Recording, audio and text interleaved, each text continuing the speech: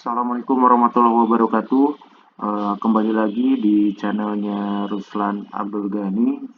Oke, pada pertemuan kali ini saya akan sedikit menjelaskan terkait dengan analisa rasio. Salah satunya adalah terkait dengan rasio likuiditas. Oke, nah, sebelum saya mulai, jangan lupa subscribe tautan ini agar materi ataupun tautan yang lainnya bisa kita nikmati secara otomatis. Oke, rasio likuiditas itu seperti apa? Jadi, penjelasannya adalah kita sering mengenal dengan kata short term liquidity atau kemampuan perusahaan untuk memenuhi kewajiban jangka pendeknya secara tepat waktu atau sesuai dengan waktu yang telah ditentukan. Nah, tentunya ini adalah berkaitan dengan kewajiban-kewajiban perusahaan yang harus ditunaikan dengan waktu yang sangat pendek. Nah, contohnya seperti apa? Oke, contohnya itu misalnya uh, setiap perusahaan itu pasti mempunyai karyawan. Nah, contohnya adalah kewajiban jangka pendeknya adalah gaji untuk karyawan.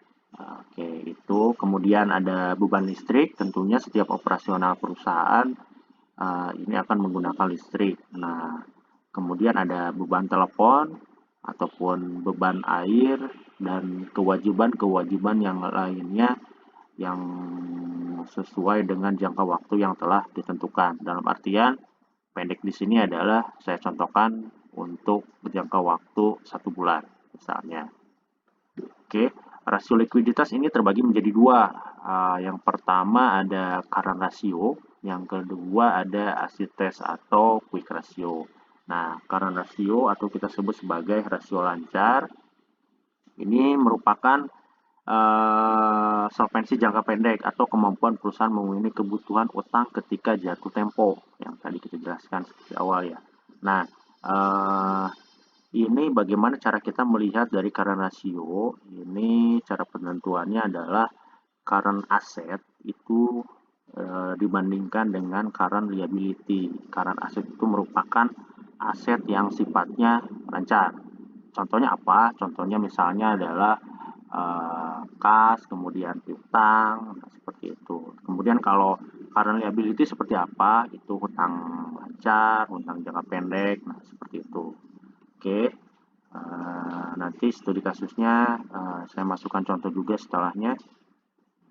Kemudian untuk current ratio ini pada kali ini kita mencoba pendekatan menurut Subraman John Will. Nah, jadi di sini menyebutkan beberapa alasan yang menjadi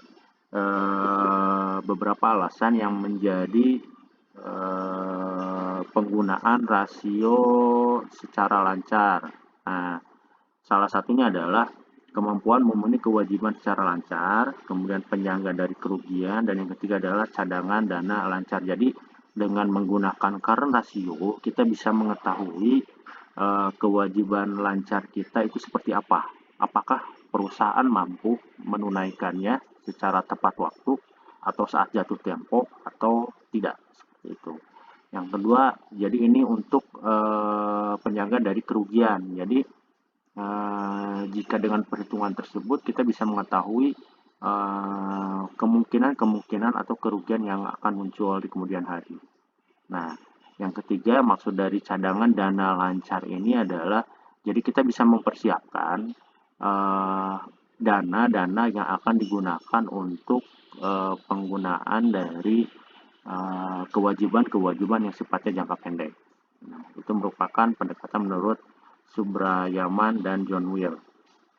Oke, next. Nah, ini contoh dari perhitungan antara current ratio. Nah, di sini kita contohkan yang termasuk ke dalam aset lancar itu ada kas, ada piutang dagang, piutang wesel, persediaan uang muka dan uang muka untuk transaksi biasanya seperti ini, dan totalnya adalah 6 juta. Kemudian ada liability lancar atau utang lancar.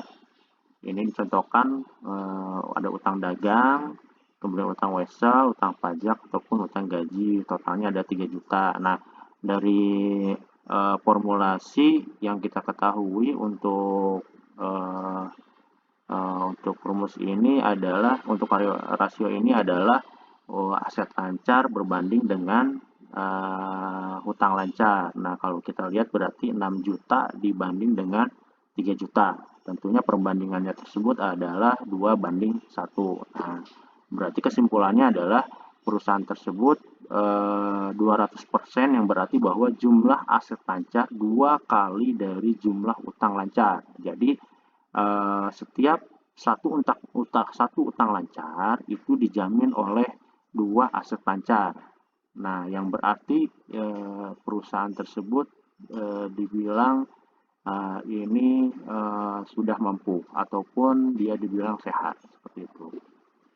Oke. Ini yang kedua, acid test atau quick ratio.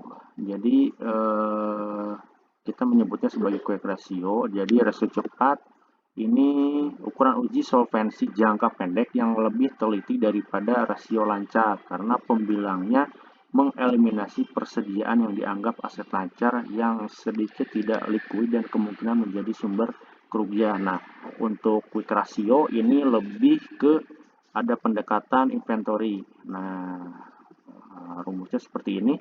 Jadi ada current aset lancar, kemudian dikurangi dengan persediaan barang dagangan, baru di sini pembaginya adalah utang lancar. Seperti itu. Nah, kita coba pada kali ini pendekatannya menurut Bambang Rianto.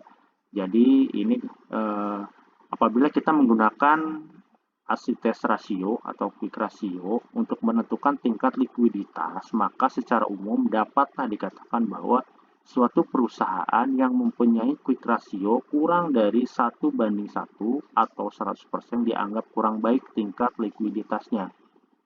Nah, di sini jadi kalau hasil pembaginya kurang dari 1:1 atau 100% dianggap kurang baik tingkat likuiditasnya. Jadi kita harus tahu pembaginya seperti ini.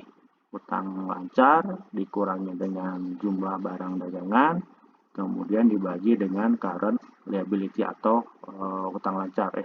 Diulangi, aset lancar dikurangi dengan persediaan barang dagangan dibagi dengan utang lancar, dan ini harus pembaginya harus lebih dari 1:1 jika mau dikatakan baik tingkat likuiditasnya.